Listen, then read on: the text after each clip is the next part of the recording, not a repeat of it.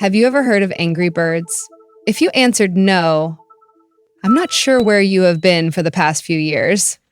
Angry Birds has become the quintessential iOS/Android game because of its quick and fun gameplay. The series has had many iterations over the years, and while they are not that different from each other, people keep coming back for more. Angry Birds Trilogy takes three of these iterations, Angry Birds, Angry Birds Seasons, and Angry Birds Rio, and combines them into one 3D package. You can freely select between any of the games, all of which are essentially the same. The only major difference is the objects included in the playfield, which don't really have an effect on gameplay. I would have preferred to see a different style Angry Birds game, like the more recent Angry Birds Space, in the place of one game and two reskins. Repetitive ideas aside, what is included on the card is in great bounty. Each game features hundreds of individual levels that can be digested in small or large intervals. As a handheld game, the pick-up-and-play nature of Angry Birds Trilogy is very appealing. The game can also be played on the go for free on other mobile devices as long as you are cool with ads. The gameplay of Angry Birds Trilogy doesn't offer much variety to those looking for an in-depth experience, though. Using either the touchscreen or circle pad, touchscreen controls are vastly preferred, you pull back a slingshot and launch an angry bird at a tower of blocks in order to destroy the enemy pigs, or to free caged birds in Angry Birds Rio. There are multiple styles of birds that affect the strategy you use when you take down structures to get to the baddies within. However, most of the time I found myself not caring about strategy and just flinging the birds and adjusting my play style to achieve success on the fly, ultimately reducing the game's depth even further.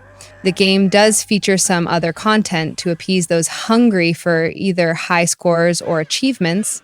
High scores in a game such as Angry Birds feel shallow because of the lack of interaction you do with the game. In each level, you generally make 2 or 3 gestures, and the rest is left up to the in-game physics. Achievements like high scores are not a great way to add replay value to a game like this, but for those that like them, achieve away. In addition to these minor features, Angry Birds Trilogy offers unlockable levels and Mighty Eagle challenges. Completing specific tasks award you with a golden egg, unlocking additional content. However, unlike achievements, you are unable to view what task unlocks this award. As for the Mighty Eagle, it becomes available after you complete a level.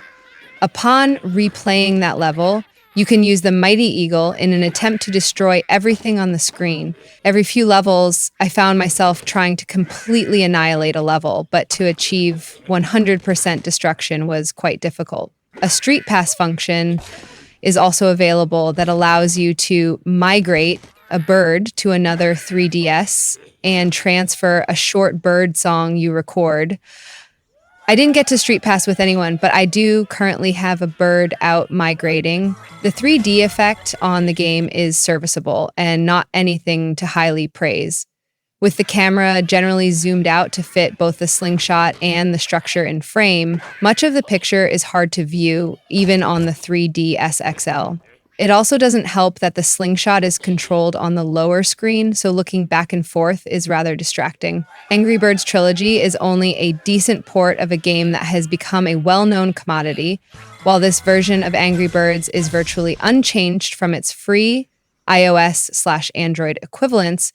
If you are a huge fan of Angry Birds, a 3DS rendition may be just what you want. The game is packed with content and will leave you with plenty to do for many hours.